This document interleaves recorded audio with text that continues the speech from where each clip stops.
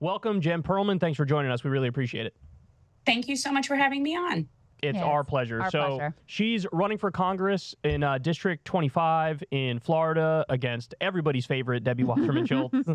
She's very charismatic, that one. She's got a very loyal she doesn't just lie every time she gets in front of the cameras or anything like that. Yeah. So before we kick it off, Jen, you released a video recently. I want to show everybody this, and then we'll come back and talk about it. Check this out. This is me at 16 years old in Israel on a high school trip holding an assault rifle, and this is the definition of indoctrination. I grew up in North Miami Beach. I grew up in a very insulated, very Jewish community. We were taught that Palestine and Palestinians, that's not a real thing, that was made up by Arabs. Everybody over there that wasn't Jewish was just Arabs.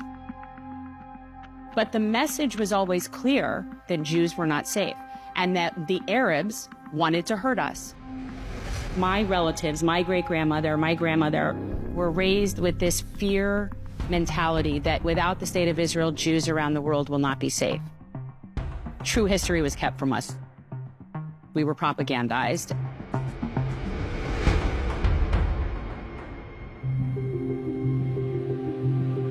But as I grew older, I began to see a different reality unfolding.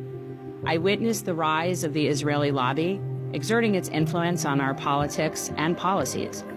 I learned about the injustices happening thousands of miles away in the name of Jewish people. And I can't stay silent in the face of such injustice. The right to return denied to so many Palestinians. The war fueled by the Israeli government and sanctioned by our own country, condemned by the UN and the International Court of Justice as genocide. We cannot turn a blind eye to this injustice any longer. To me, atonement is really taking accountability for your participation in something that you now realize was not correct in some way and wronged people in some way. I participated in an ethnic cleansing state. I do not feel powerless. I feel hopeful. It is time for us to use our voices, to stand in solidarity with the oppressed, to demand accountability from our leaders. As a candidate, as a mother, as an ally, I pledge to fight for justice and equity for everyone, here at home and abroad. For there can be no peace without true justice. I'm Jen Pereleman. I'm running for Congress, Florida's 25th district.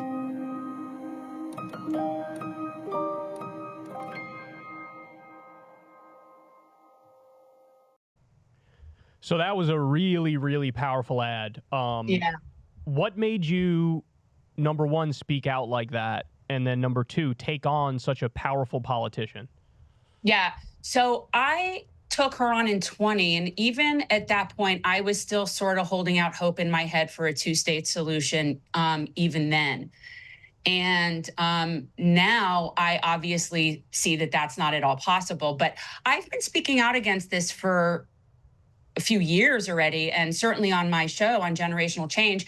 So I started a series called Deconstructing Zionism, actually in October of 22 on our show. So this is just something that I feel is my, I hate to say duty for lack of a better word, but it's part of what I do consider an atonement.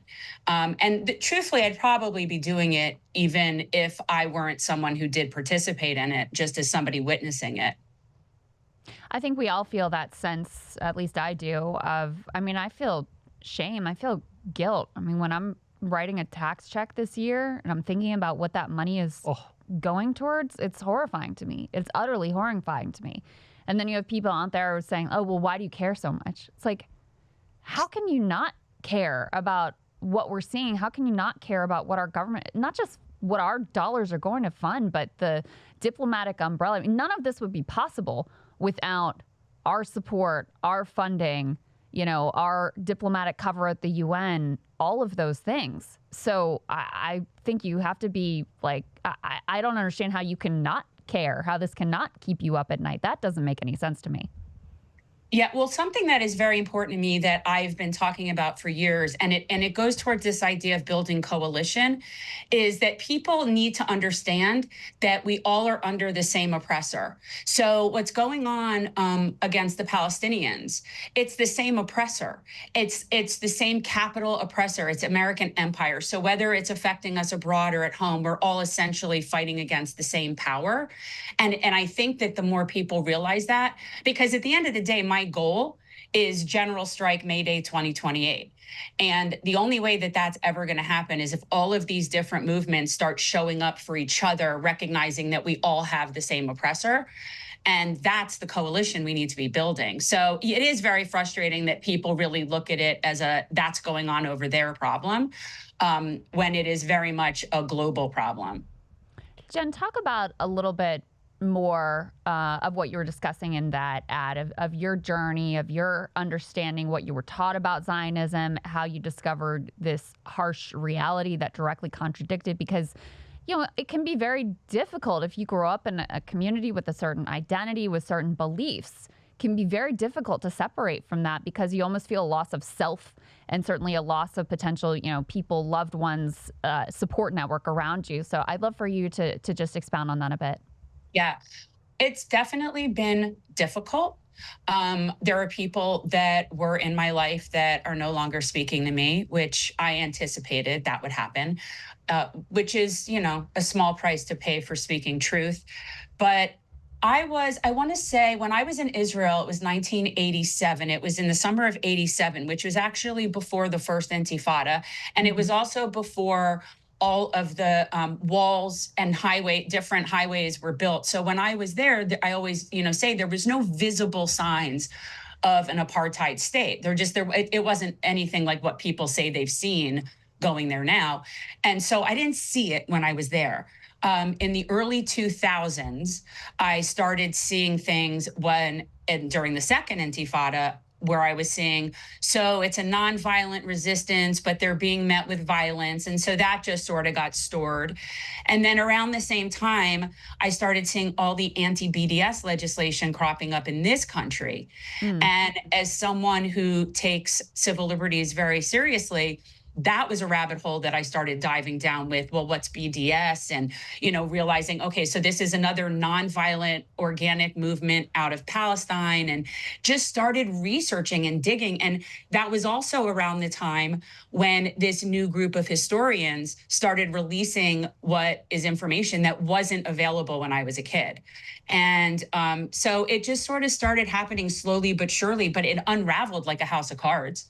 And then I started putting it together with places I had been there and things they had taken us to do, and planting trees in East Jerusalem and having to travel to places with an armed guard. And at 16 and knowing like, okay, if my teenager were over there, there is no way that I would be okay with them going somewhere where you feel it's necessary that they have somebody with an assault rifle. So to me, that is a sign of you're somewhere you ought not be, that we were being used as human shields. And ultimately that as students over there, and this was called Alexander Muss High School in Israel. It's a program that high school students do a lot. It's based out of South Florida, so there's obviously a lot of South Florida connection. But really, Jewish students from all over can do this. And you study in Israel, and then you go on the weekends and see what you were studying. So now I realize learning fake history, made up history. It would be like if I went to do a high school trip and stayed in the Magic Kingdom for a little bit and just was taught that this is Florida history, is this, right? Like that's basically what we were brainwashed. But at the time I had no idea. Yeah, I grew up in New Rochelle, in Jamal Bowman's former district, and I knew plenty of people who went on Birthright. It was called Birthright. You take the trip to Israel, it's funded fully, and we all know the way it works. You could be from Brooklyn or somewhere in the U.S., and if you're Jewish, you go there and you can take Palestinian land, basically, right? It's when I got hired at MSNBC, AIPAC immediately reached out. Oh, you want to go on a trip? It'll be fun. Is that true? Yeah. Oh, you never told me that. I didn't tell you crazy. that. Did you go? No, I did not go. I wasn't. I sort of wish I'm interested to know what it would have been like, but no, I did not go. It's a brainwashing. It's a propaganda tour. It's complete brainwashing. And people that did what I did, the high school program I did, birthright is only for people who have never been to Israel. So by definition, the people that do the program in high school, none of us did birthright because we'd already been there. They got in our brains even younger. They got in us like way earlier, because by the time people do birthright, it's usually after college. So yeah, we got in there. They got in there real early. We were taught that Arabs were lesser, that they were dirty, that they were uncivilized, that they wanted to hurt us. We were told that Palestine isn't real, that there's no such thing as Palestinians. Wow. And my congresswoman will not say Palestinian. It will not come out of her mouth. Oh no, it will. You will never hear the word Palestine or Palestinian coming out of her mouth ever. All right, guys, this is just a little snippet of the conversation with Jen Pereleman. She's running against Debbie Wasserman Schultz. Definitely check out her website, gen2024.org, gen2024.org. Go support her. She's running a big race, and she's taking a very principled stand here and fighting against Zionism. So hook her up with a donation, hook her up with volunteering or whatever you could do in order to help her. We gotta notch a victory, man. They just took out Bowman and replaced him with an absolute clown, Latimer, so we got to fight back. Go ahead and watch the entire thing on Substack below.